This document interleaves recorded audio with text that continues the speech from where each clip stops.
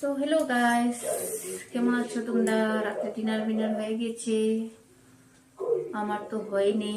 তো রান্না হয়ে গিয়েছে, তো এখন আমি অল্প করে আবার ভাত বানাতে লাগলো। কারণ হচ্ছে মেয়ে রুটি খাবে না, আর ওর বাবা বলছে যে রুটি খাবে না, ভাত খাবে। কেননা দিনে ডিউটিতে ছিল, তো বলেছে যে রুটি খেয়েছি, তো রাতে রুটি খাবো না।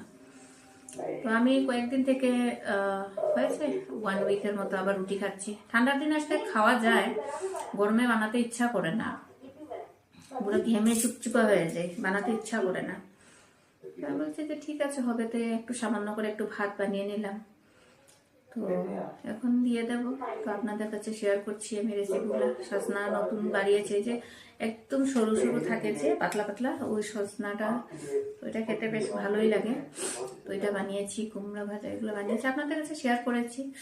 যদি ভালো লেগে থাকে তো অবশ্যই একটা লাইক করবেন, কমেন্ট করবেন, শেয়ার করতে ভুলবেন না। আর আমাকে ফেসবুকে, ইনস্টাগ্রামে তো আমি কুকিং চ্যানেল তো রাখিনি, তো এমনি আমার একটা আলাদা ওয়েবসাইট আছে, তো ওইখানে আপনারা চাইলে আপনারা গিয়ে দেখতে পারেন।